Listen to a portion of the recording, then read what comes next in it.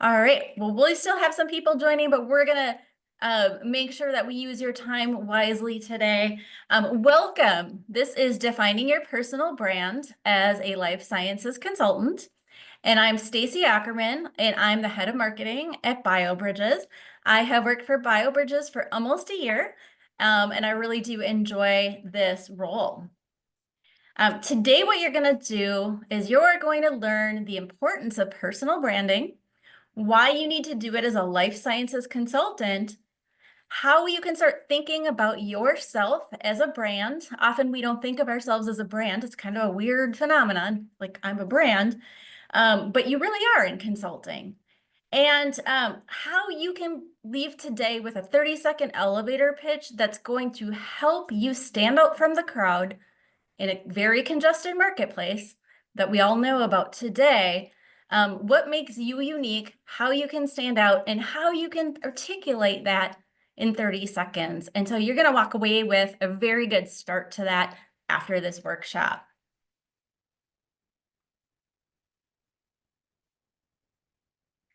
So the reason I want to talk about consulting is before I was Stacy Ackerman, marketer at BioBridges, I was in consulting myself. So I did a role very similar to what all of you do. So I'm speaking you today from this persona of a consultant, not just an internal marketer, because I want you to know that I have walked in your shoes. I worked in consulting for the past 10 years before coming to BioBridges. And it was not in the life sciences space, but I kind of worked my way from corporate through consulting, built a few different personas, and had a lot of success. And I want to explain how I did that and how you can do that. I want to share some of those nuggets that I personally did and learned. And I'll be honest, I didn't know what I was doing at first, right? You go into consulting and it's a totally different game from being an employee. So I wanted to go into a new field about 10, 12 years ago. And this was a really big leap. And I wanted to be in consulting and I wanted to actually enter a fully different space. It was the IT space. And I did not have a ton of experience. So I started kind of by accident. I launched a blog and it was called scrummom.com. And in this blog, I told practical stories about how I was using a framework that I learned in this field and applying that knowledge to what I did know, which was taking care of my kids at home. I had been home with my kids for a while at this point in my career. And so I went to a lot of industry conferences. I networked, I handed out cards with scrummom.com, and people started reading it and people started knowing it. And my big break into consulting was running into a company very similar to BioBridges. And they were like, we want to bring you on as a consultant. And I was like, but I'm so new. I'm new in this field. And they said, we know you know your stuff because we've seen your brand. You know it. You can articulate it. You can apply it. And so that personal branding is really, really important. It makes you stand out from the crowd. It shows who you are and what you can do. And so this was done through mostly blogging and networking, and it really built up. Before I knew it, I was speaking at industry conferences, and I was getting a lot of consulting opportunities. A few years into this, I would say probably 5 years into this, I really decided that I didn't want this persona anymore, right? I wanted to kind of dump the mom thing. I didn't feel it was professional enough, and I had a lot of experience by this point. And so I really wanted to go back into marketing. I wanted to be seen as more of a professional. And so you can do this. You can sort of alter your persona, but you're not altering who you are. And so I started working with Forbes. I started going to more industry conferences in this space, writing, etc. And I was able to then become a new persona. But I can tell you, as someone in consulting for 10 years, it's so critical. It is so important to always be thinking of yourself as a brand. So I'm going to explain what is a personal brand, right? This is a weird concept if you're not in marketing or if you haven't heard it. But it's really the image that you create. It's the reputation that you build over time. It's influencing how you're seen in both professional and personal contexts. Your persona goes with you, unfortunately, at work and outside of work, right? Especially if you're very true and authentic to yourself in your persona and your personal brand. And so you want to be thinking about what you want that to be, right? Um, what is it that you want to be known for and known as? So I'm going to explain to you some of the key components of a personal brand. So first of all, identity. This is really the essence of who you are. It's your value, your passion, your expertise. It's the principles that you stand by, and it forms the foundation of your brand. So you really want to be thinking about how do you want your identity to be perceived? What is that identity? Your reputation. This is really about how others perceive you. It's about your actions, behaviors, how you interact at work, how you interact outside of work. Your work ethic can be in there. It could be your communication style. It could be the quality of the relationships that you build at work.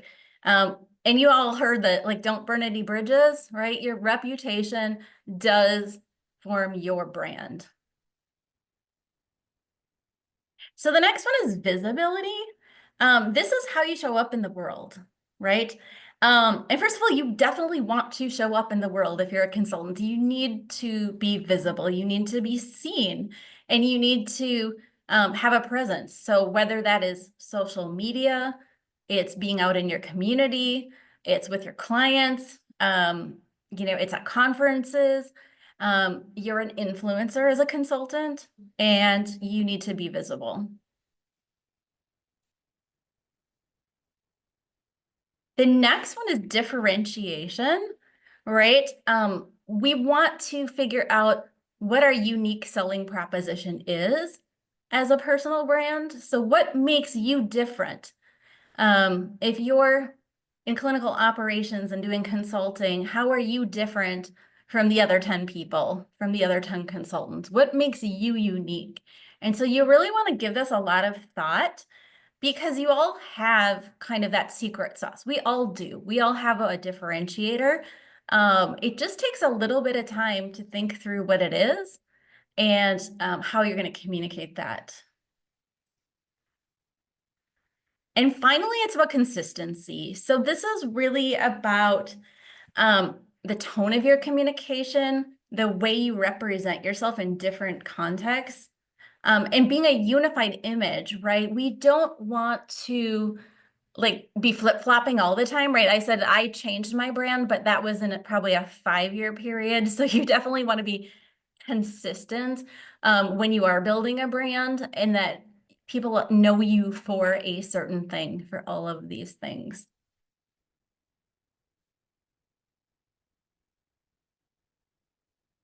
All right, so the people that are really good at personal branding are celebrities. And so I want you guys to use a chat. I'm sure we've all heard of Reese Witherspoon. What comes to mind? What kind of, characteristics, personal brand characteristics come to mind when you think of Reese Witherspoon? I'll give you all a few minutes to just put your answers in the chat.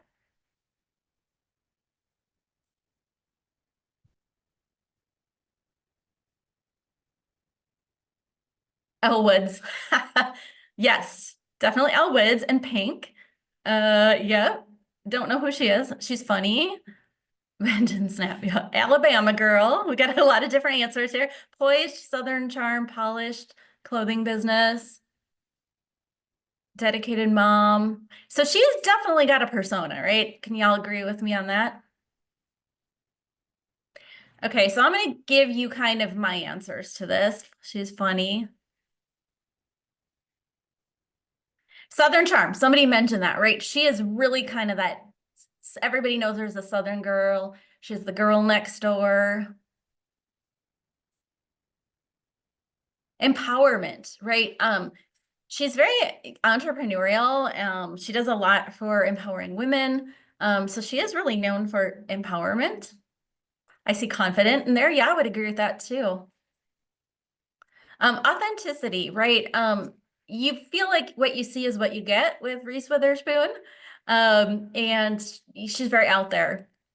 And for those of you who someone said they don't know who she is an actress. She's been around for a couple decades for sure.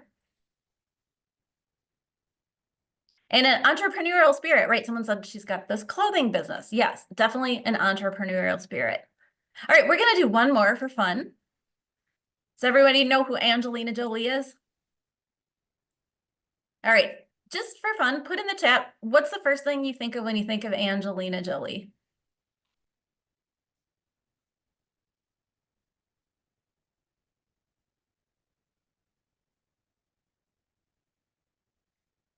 You guys are nailing it. Philanthropist and humanitarian, outspoken philanthropy, adoptive parents, strong personality. So yeah, the first one I said humanitarian, absolutely, right? She is known for her, effort in supporting third world nations. She's adopted children from there. She's very much an activist, known for diversity. Yep. Bold artistry, that's really more describing her style. She's kind of eclectic and out there. So that's a little bit about her characteristic. Personal resilience, right? She's had some trials and tribulations in her personal life, so she's come across also as resilient. So here's what I want to say is that as a consultant, you're the product, right? You are selling you. We are selling you if we are working with BioBridges, right? You are the product. And so this is a really different mind shift, especially for those of you that said you're maybe just looking at becoming a consultant and going from being an employee. It is a different way you have to think and work. So as an employee, right, you get the job, you do your sales pitch, and you're kind of known, right? You can prove yourself internally, but you're not having to continuously sell and market yourself.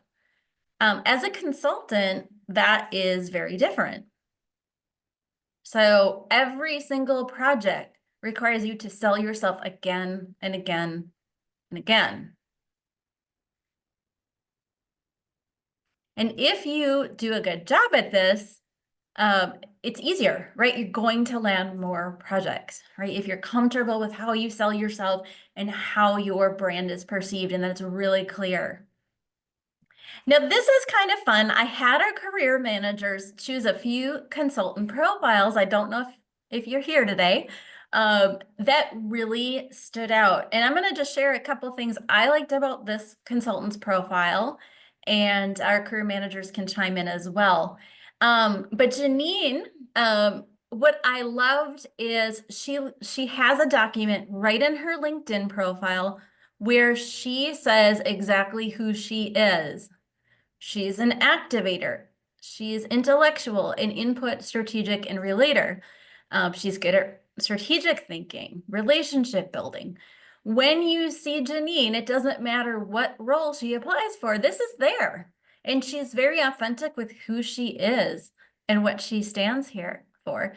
And I'm going to call on Leisha for a second because Leisha, our career manager, selected this one. And I want to hear what made you choose this profile. So to be fair, it's been, updated a little bit through time. However, it catches your eye, and like you said, it kind of lists out her abilities and what she thinks she's able to strategically provide to to clients. And I think also having the fact that she has an active website, listing it there, so it's easily accessible there. So yeah, those are kind of the points that I have noticed that is well put together and pretty succinct in what she's trying to relay to people who are, looking at her page. Excellent. All right, well, let's go to the next one. And this is Karen. And when we talked about, your identity, right, and really talking about, the principles that you stand by, Taryn is really clear in her profile what her identity is. She has right in here how she is all about inclusivity in clinical trials. And that's what stood out to me about her profile, um, as well as kind of her Maya Angelou quote here.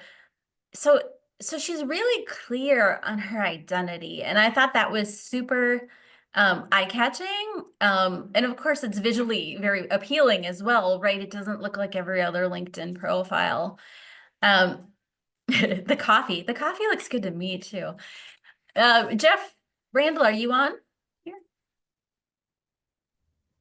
Yeah, yes, I'm here.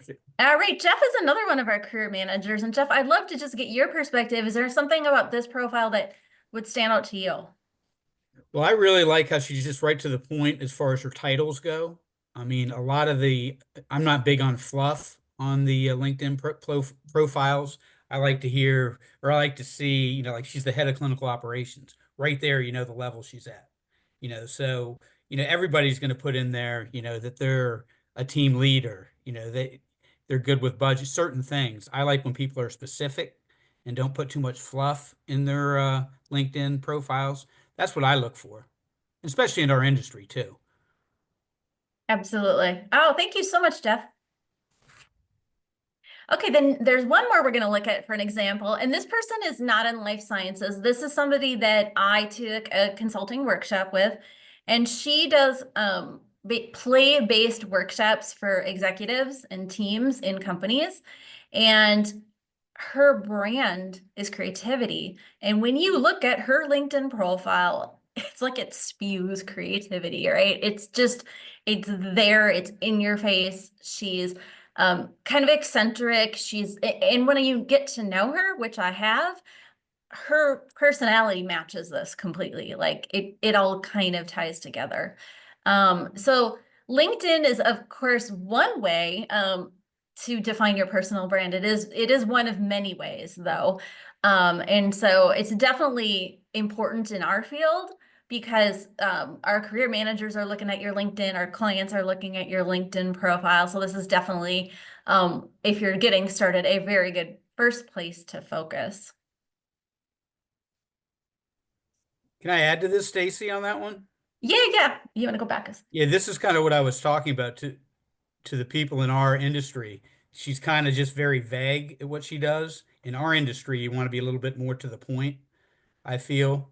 So this is something, you really don't, she's very creative, but you really don't understand, or we don't understand what she does, which in our industry, you really want to be a little bit more black and white.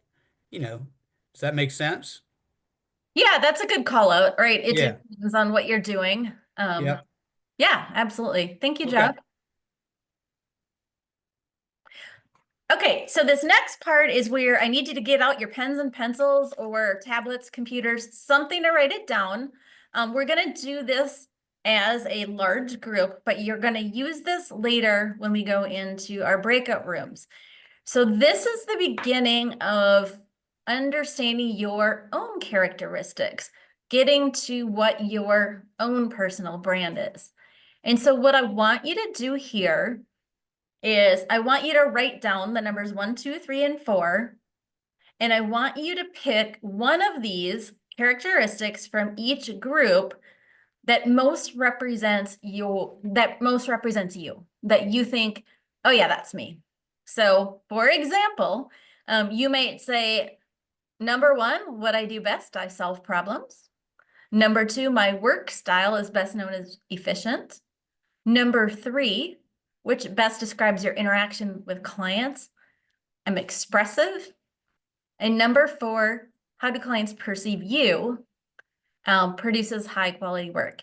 So we're going to be using these later. So I want to make sure that everybody takes a couple minutes. We'll give you a few minutes to work on this and that you have something like that example in teal written down. And if you have any questions at all, feel free to put them in the chat.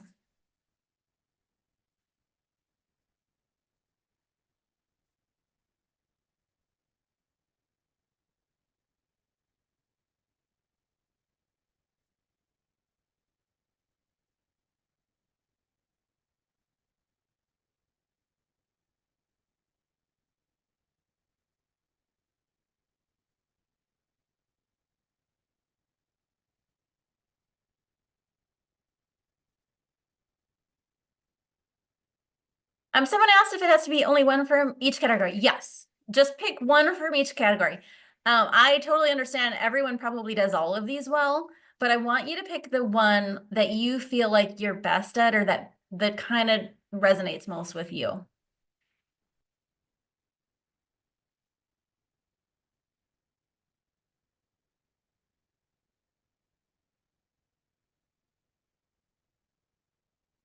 And just give us like a thumbs up or a nod, so we can kind of see when people have had enough time. Elizabeth's good. All right. We will move on to the next thing. Great. So I want to show you all how those 4 characteristics that you just picked can be the beginning of a basic elevator pitch. And I mean basic, like you're gonna want to still refine it. You're gonna want to massage it a little bit, do some editing, maybe think of some other things. But this gives you a template to get started, and you just did it in like a couple minutes. So here's an example of my personal one. One of my top skills is writing effectively. My work style is best described as creative. I'm action-oriented in my work with clients, and my clients perceive me as a go-getter. Now, for those of you that I work with, does this sound like me? I asked a couple of people in the office and they said, yes, for sure. It totally sounds like you. And being in marketing, it makes sense, right? Writing, creativity, etc. So that just those 4 things, when I looked at it for myself, I went, yeah, that totally sounds like me. All right, moving along. Okay, so this is what we're gonna do in the breakout rooms in just a couple minutes. You're going to use this template and you're going to fill it in with the 4 answers to the 4 questions, right? That's why we had you write it down with how you answered 1, 2, 3, and 4. If you want to take just a second, if you have a phone and you want to take a snapshot of this template, I encourage you to do that.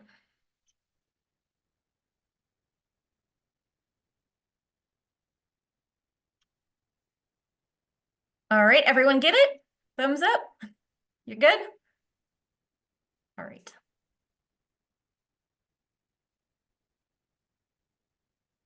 So this is just an example what it will look like. You're really just filling in these blanks. It may not work for every single word in here, so you could modify those a little bit, right? Here's another example. One of my top skills is mediating conflict. My work style is best described as authoritative. I'm organized in my work with clients, and my clients perceive me as someone who produces high quality work. Now, Jeff, I'm going to call in Jeff again. If you had somebody in an interview and they, in the first, less than 30 seconds, could come up with this, is that a good thing? It's a good question. As far as They're I guess able the to. position. See, you really have to go to the position. I'm big on interview, towards positions. I'm not more on the general stuff. Yep. But if this was somebody and they're trying to say who they are, right? That's what we're trying to get to. Like, this is who they are. You're getting to know them. Right, right. No, it would Yep. look good. Yep. Because that can be a scary thing when we're interviewing or when we have to be in front of people to really quickly articulate sort of who you are and your value. And that's what the elevator pitch is meant to do. Okay, so this is the basic version, might need some revision. But next I'm going to explain how we're going to do this in breakout rooms. You're going to get to practice this as a group. So when we refine it, it may look something more like this. I bring a unique blend of creativity, action-driven focus, and effective communication to every project. I'm a true go-getter, committed to turning ideas into action and making things happen. So maybe, Jeff, that's a little better. That's the refined one. So that's after we've massaged those words a little bit, made it a little better, thrown it in a chat GPT. And now this is what I would call more of a done elevator pitch. Make sense? Everyone? Definitely. Okay. But today, what we're gonna do is get started with the basics. So here's some instructions. So make sure that you are going to turn your camera on and your volume on when you get into the Zoom breakout room.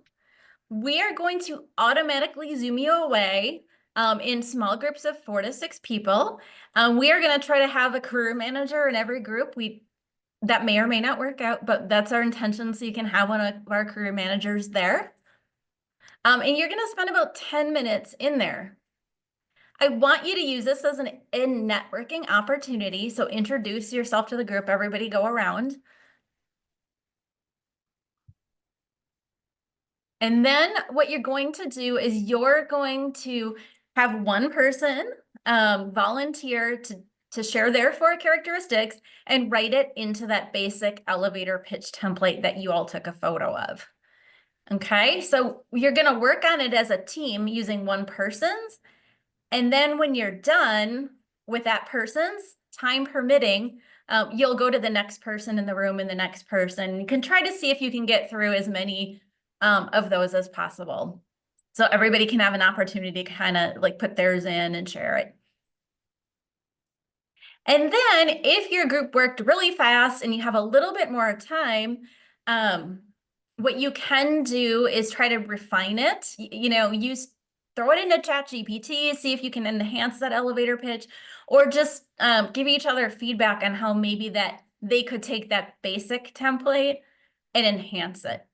Now, I don't expect everybody to walk away today with a fully ready to go elevator pitch, but we are trying to get you the basics so that you can take this away today and that you understood some of your characteristics. Maybe you put some different ones in than we've given as examples today, but it's a really simple, easy way to get started, right? And personal branding, you got to get started somewhere. All right. So before we Zoom you off, does anybody have any questions?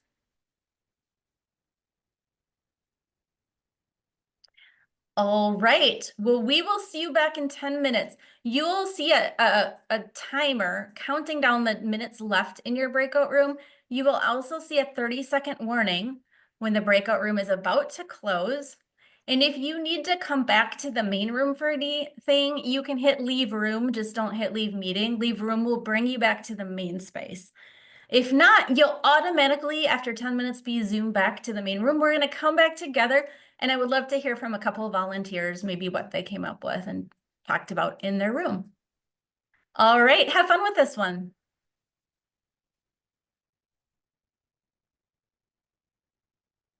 All right, welcome back, everybody. I hope you got to meet a new face, network with somebody from BioBridges, hopefully, and learn a thing or two. I think we have a couple, we're still zooming back. Is that everybody back? Okay, great. Maggie, my assistant, you can't see her, but she's doing a great job running the Zoom and controlling all the things behind the scenes here. Oh, more to come. Okay. All right, I got to pop around to each of your breakout rooms. I heard a lot of great conversations happening, a lot of enthusiasm in there, a lot of great tips from our career managers. So you guys are awesome. Thank you so much. Is there any group that just wants to kind of share what they may have discussed or what they came up with for a basic elevator pitch? Any volunteers? All right, I'll go. I'll be first. So we had a small group and we kind of worked through this fill in the blank, and then copied it into ChatGPT and said, give us 3 different versions to refine this. And I think we all kind of liked the first one that came out that was a little more conversational, I guess, in style and less sort of structured like this. Do you want me to copy it in the chat? Does that help? You don't have to do that. No. But thank you for sharing. Yeah, absolutely. So you definitely need to make it more conversational. This is basically like a note card or like cheat sheet on how to get started, but you're gonna have to still do some work and refining it till you get to the basic. Elevator pitch gets refined, right? And that elevator pitch might be something that you use when you're in an interview. It might be something you're using when you're at a conference, when you're at a networking event. It might be language that you start to put into your LinkedIn profile. So there's many applications to it. I did hear some conversations really about like, specific jobs or specific roles.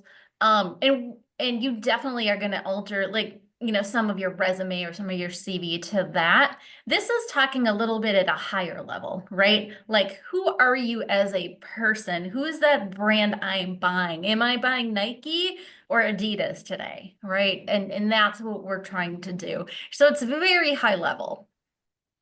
All right, we're gonna skip ahead here a little bit. I was gonna ask, sorry, Stacy, if Elizabeth, I would be happy if she popped in the chat. I just kind of wanted to see what it, Oh, when it came out? Sure, yeah, what it ended up absolutely. looking like. Yes. If Well, you don't you mind do that. sharing. Yeah. Well, you do that. I'm gonna just give you guys a couple of tips to get started with personal branding. So I would say the number one thing is to be your authentic self, right? Don't try to be somebody that you are not. And that's why we kind of said, look at these characteristics that feel like you. Because if it's not you, you may end up in the wrong role, right? Or it might not be a good match. It might not be what you wanted or expected. And so always be your authentic self. Never try to be somebody you're not. And that comes true like with everything, whether it's in writing, whether it's in speaking, whether it's in just how you communicate yourself, because people see through it if it's not authentic. And then be real, not perfect, right? Nobody is perfect. In fact, in a lot of my blogs, I would write about mistakes I made and how I learned from them, because that shows real character, that shows growth in a person. So it's not always about like perfection, but being real.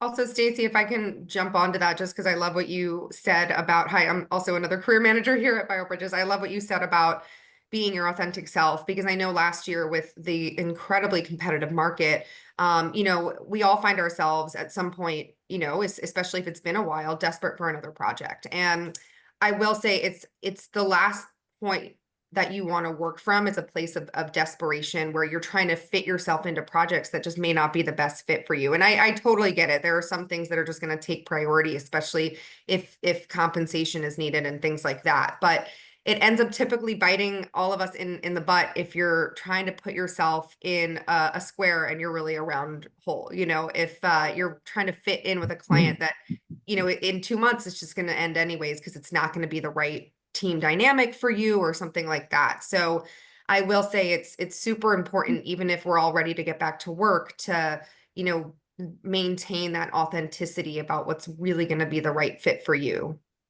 Absolutely. And I get it too. Like I feel like, yes, we've all been there. We're like, well, could I be that person? I really need the work. And it's true. Like the more authentic that you are and everybody knows it, you're gonna get the projects that work to your strengths.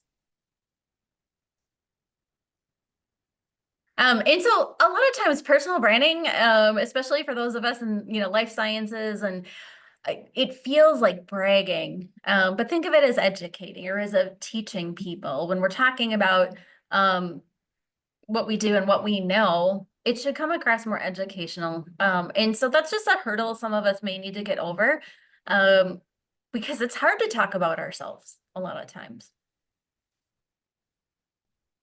And I want you to know that it takes time. This is not a update your LinkedIn profile and be done. So there's a lot that goes into personal branding. It does take consistency. It takes a long time. It takes, right, really truly building that reputation. But starting by really some self-reflection and thinking about who you are and what you're good at and what your superpower is. And I bet if you look back, that superpower has probably followed you throughout your career. I know that I can say that is true for me, right? I've had a lot of different careers, which a lot of us do when they get to be a certain age. And there's certain characteristics and qualities that I know I've had no matter what I've done.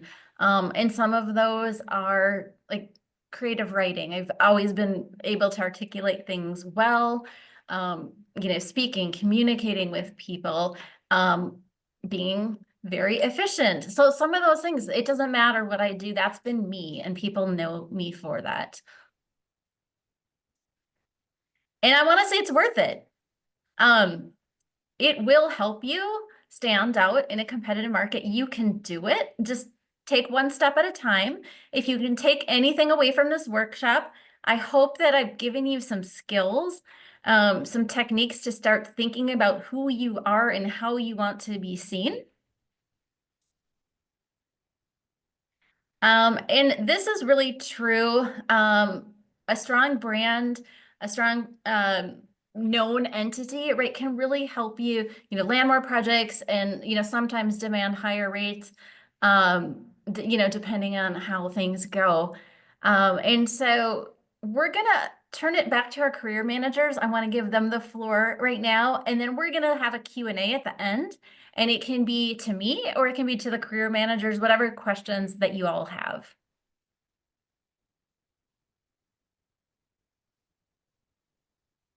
All right, All Jeff, right, you're Stacy. on. Yeah, I'm good. I just wanted to kind of give a little overview about my background to the group. I've been with BioBridges for over 10 years now. I'm a senior director of career management. I've been in life sciences for over 20 years. And for those of the people the professionals that haven't worked with BioBridges, I think one of the big differentiators that I see is our subject matter experts. A lot of companies like ours don't have these experts, but they serve as a another resource for our professionals. I know Leanne Ali, she's our VP of Clinical Operations. She's on the call, but I have professionals who will reach out if they have an issue and she can help them through that. Because a lot of times when you're a professional and you're getting into consulting, you feel like you're out on an island a little bit. We have your back. We support you. They also help with our sales team. So when they're out meeting with clients, they are actually they're a coworker or they're a colleague that's working with the client. It's just not a salesperson. So that gives us credibility, from our end. That's just a little bit about me and all our career managers. We have the same very similar background, but we're really big about building relationships with senior level professionals like yourselves. And it's not always going to work right away. It might work in a year or 2 years where we can, but a lot of times it's timing, especially the way the market's been this last year and a half or so. We've all kind of felt it. But feel free if you have any questions for me, anything I can help you with, you can reach out offline. Leisha, did you want to add Yes. anything else? No, that was I think those are great points. I think, they certainly have added value. Sorry, my screen's being a little wonky, so my camera is not turning on for some reason.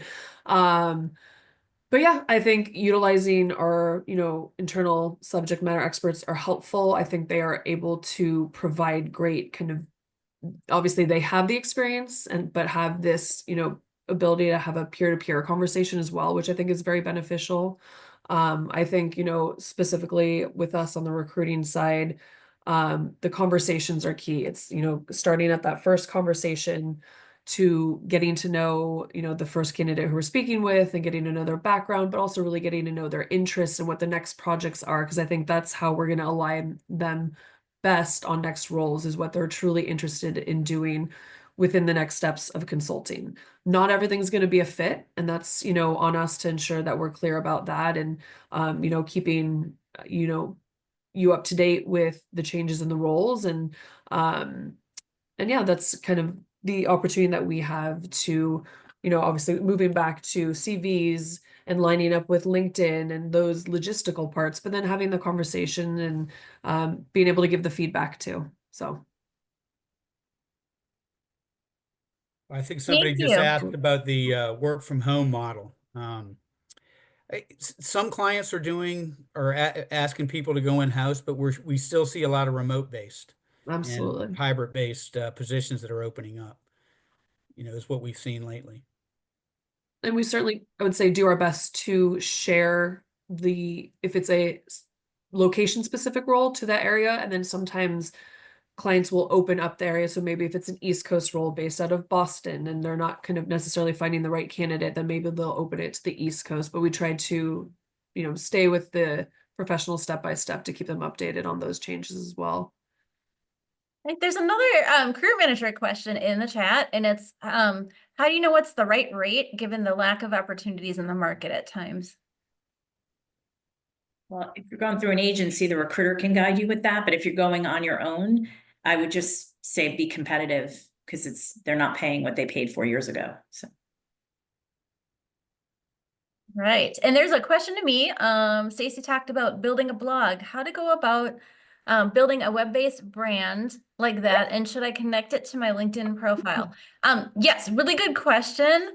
Yeah, you can use, WordPress or Squarespace are really easy ways to get kind of started, and probably Squarespace is even easier, less expensive for an individual. You can put a portfolio of work up there as well as a blog. And absolutely, I would put it in your LinkedIn profile. It's just giving more context about what you do and what you stand for and communicating your values. So definitely go for it. Okay, another one. How important to you do you consider LinkedIn activity, posting, and commenting? Elizabeth, this is a big one. So LinkedIn is a very active place, right, for business in general. And so consistency in it and sharing that you're knowledgeable, that you are a thought leader in the space, whether that is commenting on other people's or writing your own content, can be very helpful. It can help you be seen more on LinkedIn, and just seen for what you do and for what you represent and the value that you add. So it's not just about, telling people, it's showing them. Stacy, could I add to that real quick? This is Sean. Of course. Yeah, I think just being active, it's a professional social media platform. So obviously with the emphasis on professional, outside of just being active in that space, sharing things that excite and interest you professionally, joining, whatever communities are there, and then sharing their content. But more specifically, I think this is a very basic principle for LinkedIn is making sure that your own personal page is built out. It's specific. There's content there. You're adding detail and description to your own page outside of just participating in the community and the posts and the feeds and all of that stuff.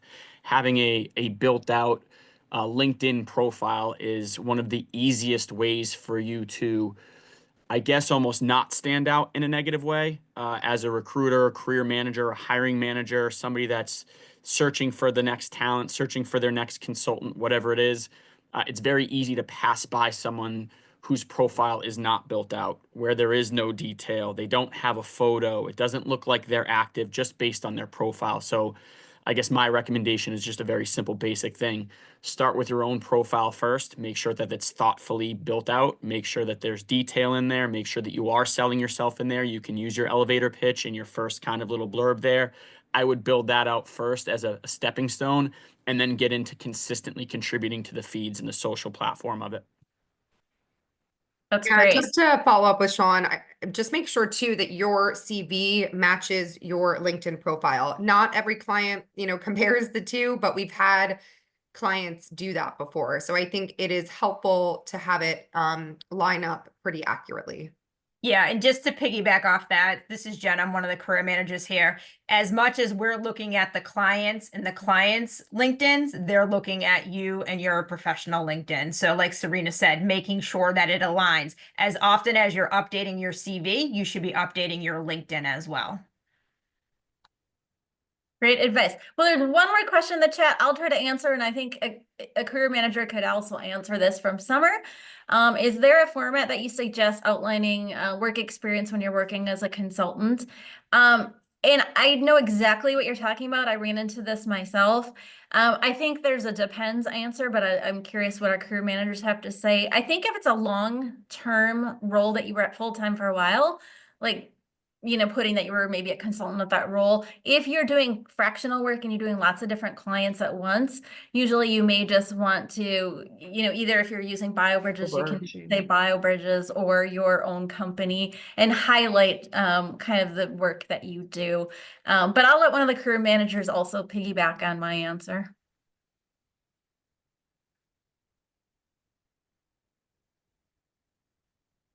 Leisha, do you have a thought to that? Yes, so certainly having it all listed out chronologically, I think is best. But when you get into consulting, having an overarching independent consultant or freelance consultant space where it's listing out the activities, I think is typically most beneficial. As opposed to, consult, FDE, consult, just having it listed under there and kind of building on that side if that's the space that you're growing in the consulting side.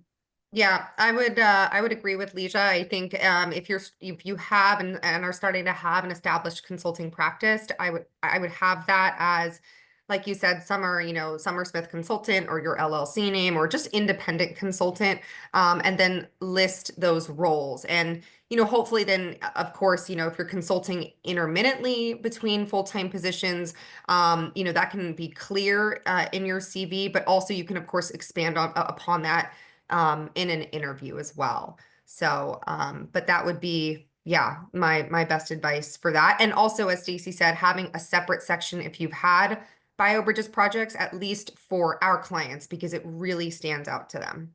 So. Well, we are right at 1 o'clock Eastern, and I want to thank you all so much for coming. I hope you found this helpful. Feel free to give us your feedback. You'll be getting a survey. If you'd like to see more workshops like this, if you want to dive deeper into personal branding or to LinkedIn, these are all things that we'd consider. If you want to host a workshop, we'd love for our professionals to even host a workshop if you have something that you'd like to share. So thank you so much for coming and have a great rest of your day. Bye-bye. Thank you. Thank you. Thank you very much. Thank you. Thanks so much.